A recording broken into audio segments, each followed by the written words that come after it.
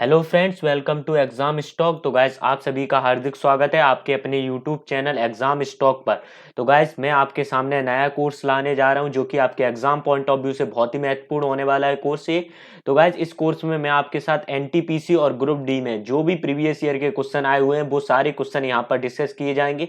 ये कोर्स लाने का मैं आपको रीजन भी बता देता हूँ। जब मैंने एनटीपीसी और ग्रुप डी के पेपर एनालिसिस किए तो मैंने देखा हर साल पेपर में प्रीवियस ईयर के 5-6 क्वेश्चन आपके पेपर में पक्का आते ही है। तो गाइस, यहाँ से आप अपने 5-6 मार्क्स आपके अपने पेपर में तैयार कर सकते हो पहले ही से। और इस सेशन में आपको 1500 से प्लस क्वेश्चन आपके साथ डिस्कस किए जाएंगे जो भी आपके एग्जाम में आए हुए। तो गाइस, ये सेशन आपके एग्जाम पॉइंट ऑफ व्यू से बहुत ही महत्वपूर्ण होने वाला है। तो गाइस, आपको ये सेशन डेली टू डेली देखना है और साथ में आपको ये सेशन पूरा भी देखना है जिससे कि आपका स्टैटिक जीके बहुत स्ट्रांग हो जाए। तो चलिए अपने सेशन की ओर चलते हैं और देखते हैं आज के पार्ट 1 में आपके लिए कौन कौन से महत्वपूर्ण प्रश्न होने वाले।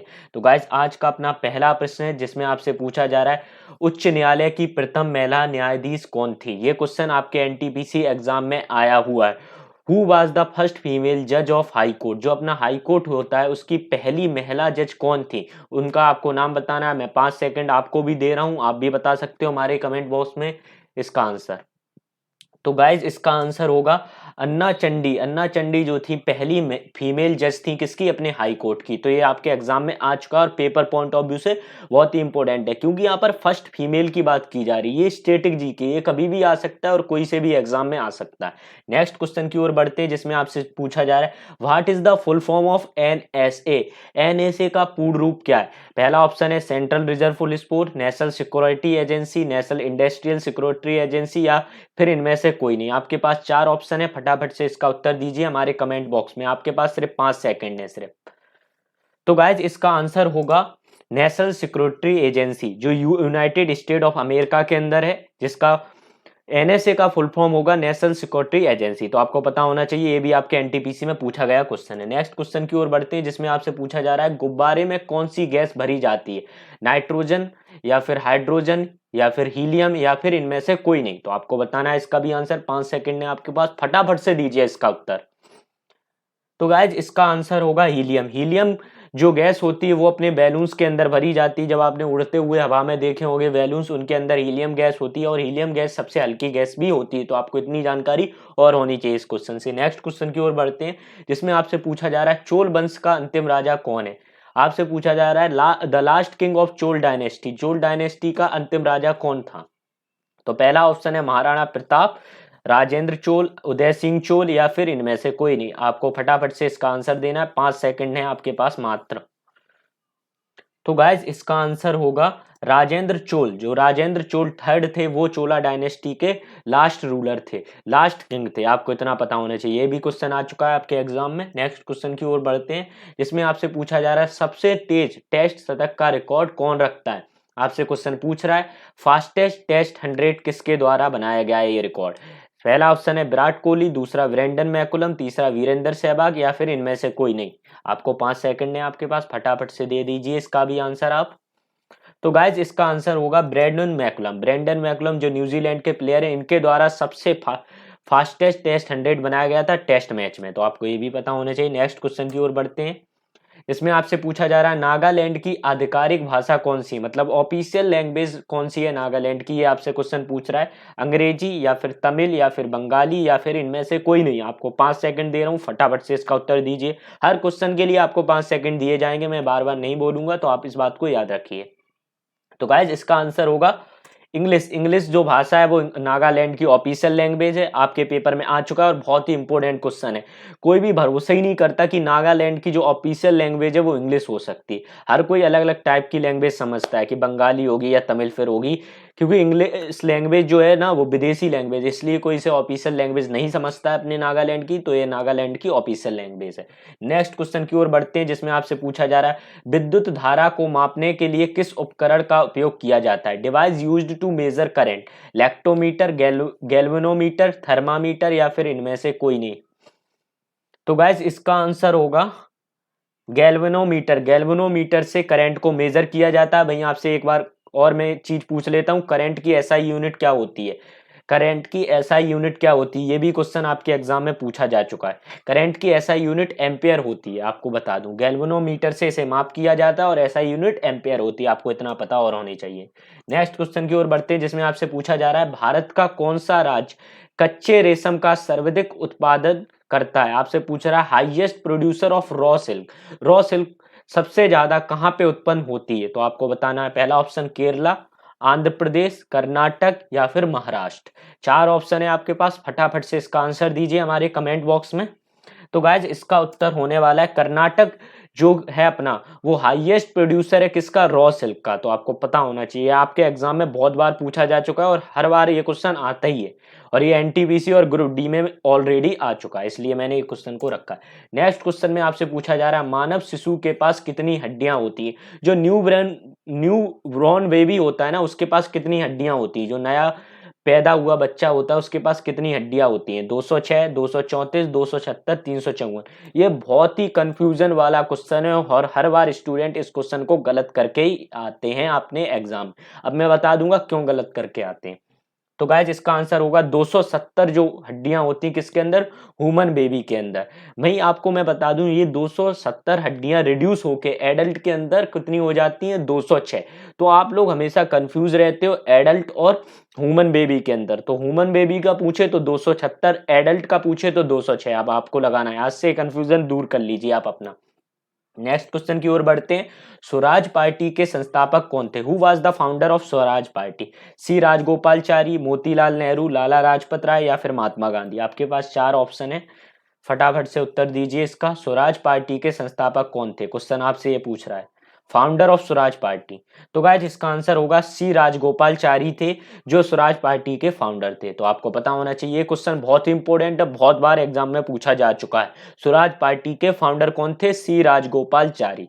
नेक्स्ट क्वेश्चन की ओर बढ़ते हैं, जिसमें आपसे पूछा जा रहा है, आपके सामने चार ऑप्शन दिए, इसमें से ये क्वेश्चन पूछ रहा है इनमें से कौन सा फुटबॉल का स्टेडियम नहीं है, which is one is not a football stadium in India. और इंडिया के सारे स्टेडियम है, तो आपसे पूछ रहा है चार ऑप्शंस में से कौन सा फुटबॉल का स्टेडियम नहीं है। पहला ऑप्शन है आपका बक्सी स्टेडियम जो श्रीनगर के अंदर है, बाइचुंग स्टेडियम सिक्किम के अंदर है, सॉल्ट लेक स्टेडियम कोलकाता के अंदर है, और चौथा ऑप्शन है आपका सरदार पटेल स्टेडियम जो अहमदाबाद के अंदर है। ये बहुत ही इंपॉर्टेंट क्वेश्चन है आपके एग्जाम पॉइंट ऑफ व्यू से, तो इसका आंसर होगा सरदार पटेल स्टेडियम अहमदाबाद। ये नया स्टेडियम बना है जो गुजरात अहमदाबाद के अंदर बना है। ये माना गया, अपना गवर्नमेंट ऑफ इंडिया बोलती है कि ये दुनिया का मतलब पूरे वर्ल्ड का सबसे बड़ा स्टेडियम है, जिसमें अभी मोदी और ट्रंप का क्या हुआ था, प्रोग्राम हुआ था, और अहमदाबाद के अंदर नया स्टेडियम है। इस पर अभी कोई भी क्रिकेट मैच नहीं हुए हैं, तो ये आपके पेपर पॉइंट ऑफ व्यू से बहुत इंपॉर्टेंट हो जाता है ये क्वेश्चन, क्योंकि नया स्टेडियम है। आपको ध्यान रखना है, इसका नाम क्या है, Sardar Patel stadium. Next question की ओर बढ़ते हैं, मुगल सम्राट हुमायूं का मकबरा किसमें है। आपसे पूछा जा रहा है मुगल एम्परर जो थे उनका हुमायूं टॉम कौन सी जगह पर स्थित है। पहला ऑप्शन है काबुल, दूसरा ऑप्शन दिल्ली या सादराबाग या कुल्दाबाद। तो आपको इसका आंसर देना है, फटाफट से दीजिए। तो गाइज इसका आंसर होगा दिल्ली। दिल्ली के अंदर हुमायूं का टॉम है, जो मुगल एम्परर हुआ करते थे हुमायूं, उनका जो एक मकबरा है वो दिल्ली के अंदर है। तो आपको पता होना चाहिए, बहुत बार ये क्वेश्चन पूछा जाता है आपके एग्जाम में, स्टैटिक जीके का बहुत ही इंपॉर्टेंट क्वेश्चन है ये। नेक्स्ट क्वेश्चन की ओर बढ़ते हैं, आपसे पूछा जा रहा है physical research laboratory was founded by.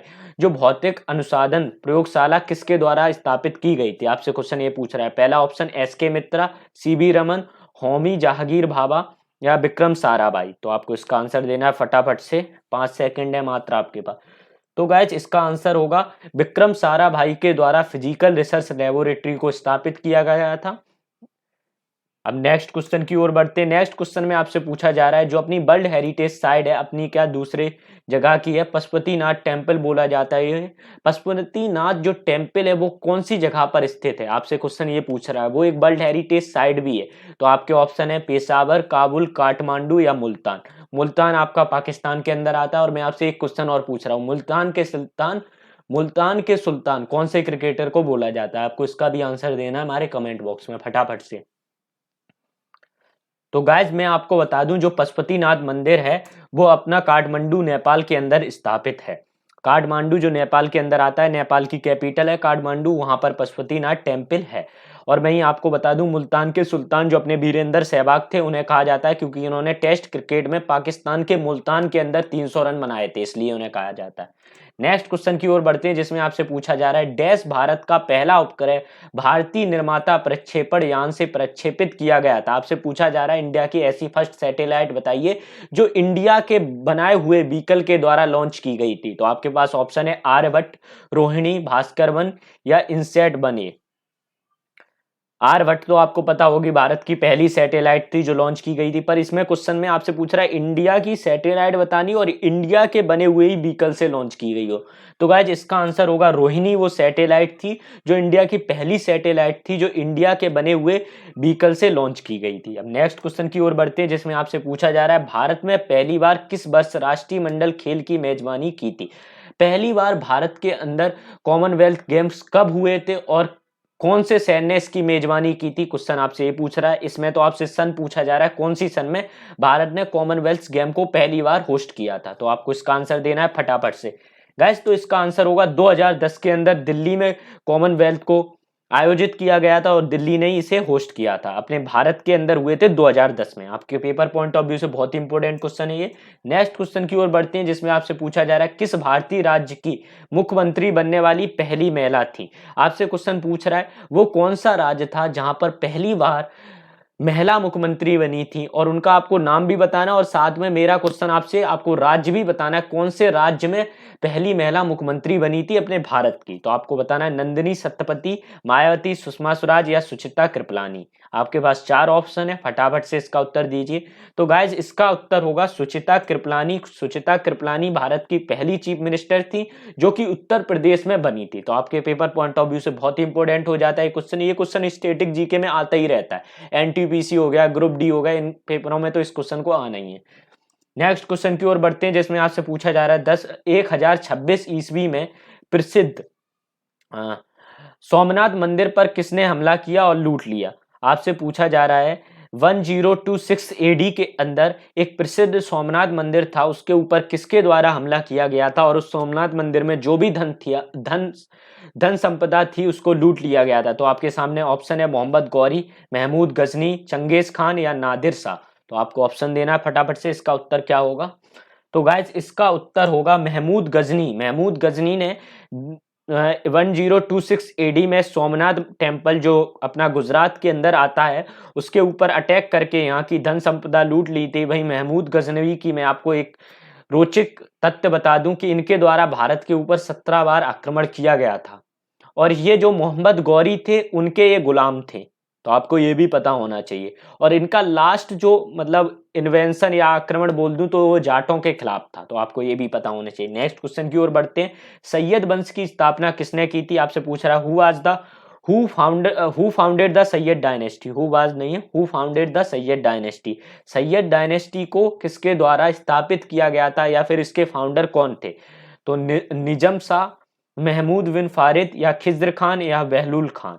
तो आपको ऑप्शन 4 दिए हैं, आपको फटाफट से इसका उत्तर देना है। तो गाइज इसका आंसर होगा खिज्र खान। खिज्र खान के द्वारा सैयद डायनेस्टी को स्थापित किया गया था। आपके पेपर में बहुत बार आता है ये क्वेश्चन, तो गाइज इसको याद रखिए। नेक्स्ट क्वेश्चन में आपसे पूछ रहा है 1975 से 1977 के बीच आपातकाल के दौरान भारत के प्रधानमंत्री कौन थे।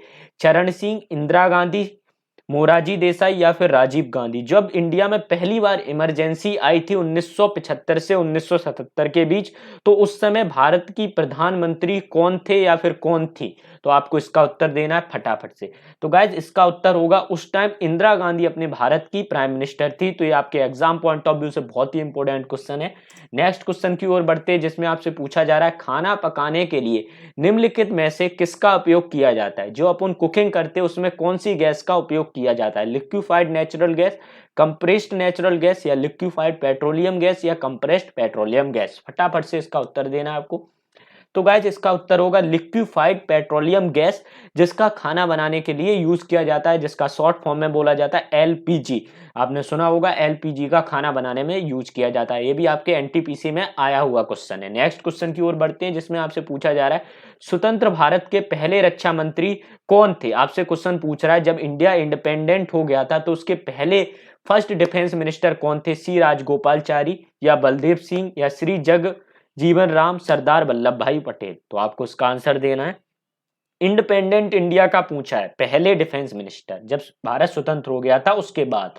तो गाइज इसका उत्तर होगा बलदेव सिंह जो थे वो अपने भारत के पहले डिफेंस मिनिस्टर थे। तो आपको पता होना चाहिए, पेपर में क्वेश्चन बहुत बार आता है। नेक्स्ट क्वेश्चन की बात कर लूं, फ्रांस और भारत के बीच संयुक्त सेना अभ्यास निम्नलिखित में से कौन सा है? पहला ऑप्शन शक्ति, दूसरा ऑप्शन गरुड़ शक्ति, या फिर खंजर, या संप्रति। तो आपको इसका उत्तर देना है, आपके पास चार ऑप्शन है। तो गाइज इसका उत्तर होगा शक्ति, जो इंडिया और फ्रांस के बीच एक संयुक्त अभ्यास है। वहीं गरुड़ शक्ति इंडिया और इंडोनेशिया के बीच है। खंजर इंडिया और किर्गिस्तान के बीच है। संप्रति इंडिया और बांग्लादेश के बीच है। आपको इतनी जानकारी और होनी चाहिए थी। नेक्स्ट क्वेश्चन की ओर बढ़ते हैं। एकता की प्रतिमा की ऊंचाई कितनी है जो गुजरात में स्थित है? स्टेच्यू ऑफ यूनिटी जो पूरे विश्व में सबसे बड़ी यूनिटी मानी जाएगी, मतलब सबसे बड़ी स्टेच्यू मानी जाएगी, उसकी आपको हाइट बतानी है कितनी है जो गुजरात के अंदर स्थित है। तो गाइज इसकी हाइट है 182 मीटर। 182 मीटर की स्टेच्यू ऑफ यूनिटी है जो गुजरात के अंदर स्थित है। सरदार वल्लभ भाई पटेल की ये यूनिट मतलब मूर्ति है या फिर स्टेच्यू है। तो आपको इतना याद रखना है। नेक्स्ट क्वेश्चन की ओर बढ़ते हैं जिसमें आपसे पूछा जा रहा है भारत में हर साल राष्ट्रीय विज्ञान दिवस कब मनाया जाता है? 15 मार्च, 2 जनवरी, 5 मई, या फिर 28 फरवरी। तो गाइज इसका आंसर होगा 28 फरवरी को इंडिया के अंदर नेशनल साइंस डे मनाया जाता है। ये किस उपलक्ष्य में मनाया जाता है, किसकी मतलब खुशी के लिए मनाया जाता है? जो अपने जो सीवी रमन हुआ करते थे उनके द्वारा रमन इफेक्ट की डिस्कवरी की गई थी, तो उसकी खुशी में अपने भारत में नेशनल साइंस डे मनाया जाता है 28 फरवरी के दिन। ये सिर्फ नेशनल साइंस डे की बात कर रहे हैं, यहाँ पर वर्ल्ड की बात नहीं कर रहे हैं। तो सिर्फ ये इंडिया के लिए ये डेट एप्लीकेबल है, जब वर्ल्ड की बात करेंगे तो फिर कोई अलग डेट होगी। तो आपको याद रखना है नेशनल साइंस डे 28 फरवरी को मनाया जाता है अपने भारत के अंदर। तो गाइज आपका आज का अपना यही सेशन खत्म होता है। गाइज अगर आपको ये सेशन अच्छा लगा हो तो लाइक और शेयर करना मत भूलिए। अगर आप लाइक करोगे तो हमारा मोटिवेशन ऐसे इंक्रीज होता रहेगा, और लोगों तक शेयर कीजिए जिससे और लोग नॉलेज को ग्रहण करें और इस नॉलेज को अपने पेपर में उतारें, जिससे उन्हें ज्यादा से ज्यादा मार्क मिले। तो गाइज इस सेशन को लाइक कीजिए, और अगर आपको इसकी पीडीएफ चाहिए तो हमारे डिस्क्रिप्शन में चैनल का लिंक है, टेलीग्राम चैनल का, वहां से आप इसे ज्वाइन कर सकते हो। वहां पर आपको इसकी पीडीएफ भी मिल जाएगी। Thank you everyone. आपको ये वीडियो डेली 2 बजे मिला करेगा दिन में, तो ये भी बात याद रखना। Thank you guys everyone. अपना सेशन यहीं पर समाप्त होता है।